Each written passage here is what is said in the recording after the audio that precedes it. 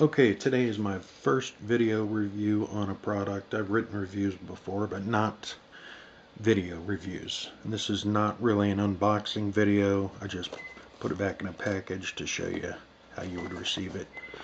Um, it claims to be waterproof. Dog can get in the pool, won't hurt it. Made in China.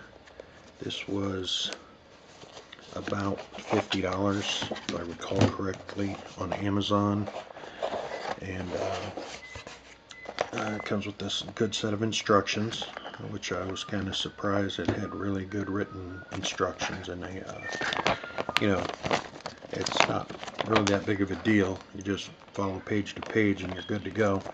If you know anything about these things at all, you'll really breeze through it, possibly without the instructions.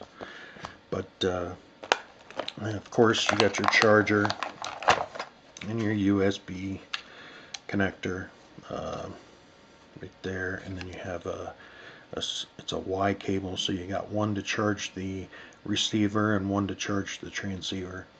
So that's cut and dry, no big deal. Comes with a tester. I'll get to that in a second, but so you can test whether or not it's working. I've already cut my collar to fit my dog, German Shepherd, and but the collar is great on this thing. I love it. It's a very high quality compared to what I'm used to with the one that we've had in the past. It's actually got a loop for your dog tags or license. I'm not sure about how strong it is, whether or not you can put a leash on it. We use a harness for our dog, but it does seem to be pretty strong. It's rubbery, a good tacky rubbery feel. Plus it has a reinforced what looks like a cloth liner, maybe like fire hose material or something. So it might be strong enough to use as a leash or with a leash, but I'm not gonna test that. So anybody knows anything more about it, they can let me know. And then of course the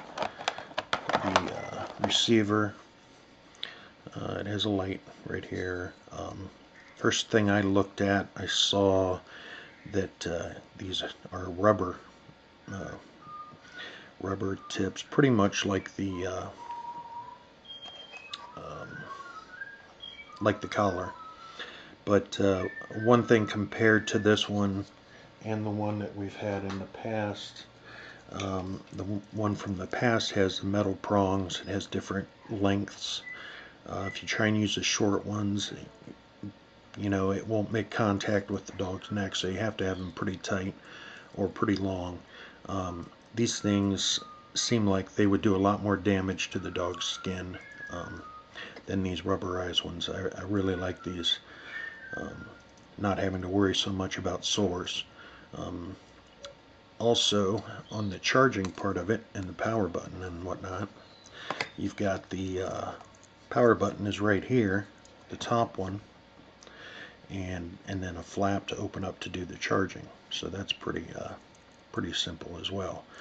Now on the old one, you had to pull the collar out and then look on the sides, and then there are some little flaps that you have to pull up in order to make this thing water resistant. It's not waterproof like the new one is, but one's for a charge, and then the other one covers a reset button in case you ever have to reset it.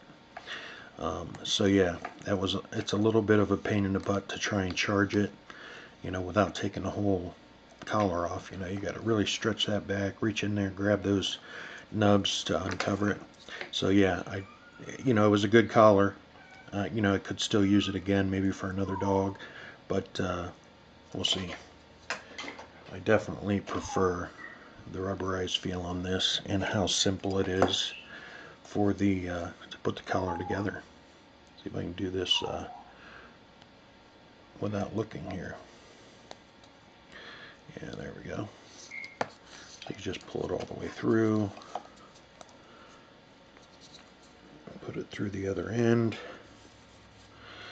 You got your collar ready, and you can easily get to the flap for the charging to be able to charge it. So this is really nice. As far as the transceiver goes, it's pretty cut and dry. You've got your light button, or no, I'm sorry. You have your beep button. Oh, there it goes. And then you have, of course, your vibrate button and your shock button right there.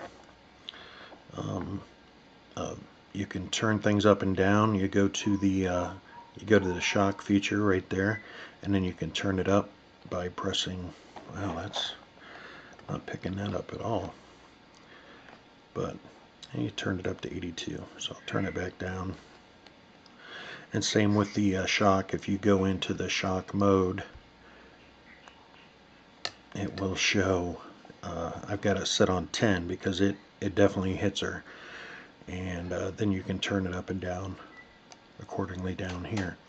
You can hit this recycle arrow circle, and you can switch between collars. If you have multiple dogs, you just switch to each one. There's 3 available slots, so you can have a collar for 3 dogs, and you can have settings for all 3 dogs.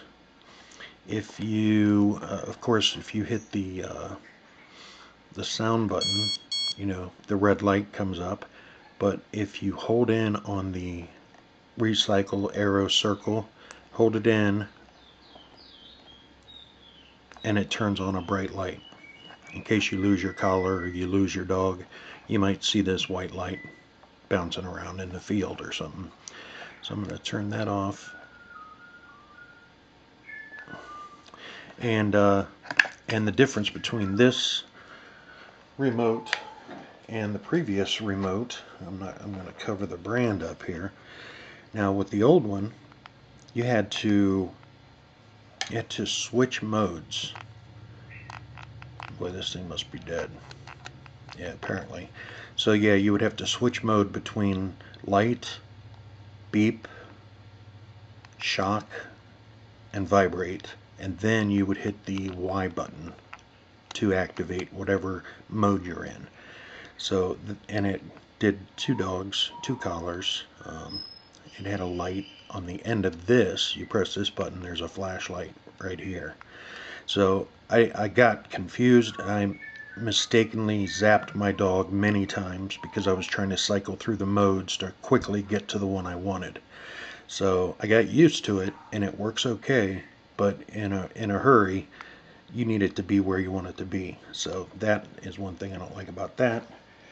And then with this one, I love it because all you have to do is pick what button you want. Beep it, vibrate it, or shock it. So that is very, very nice compared to the old one. I can quickly get to the mode that I want just by picking that button. So yeah, I'm very happy with this. I would highly recommend it. It's a great feel. It doesn't feel like it's going to slip out of my hand like the other one has many, many times. So that's it. The Teeker, I don't know if there's a model number or anything like that, but of course it'll be in the review which one it is. I hope you cut me some slack on my first video review here. I'm not very good at it, but I think this one deserved it. And have a good one.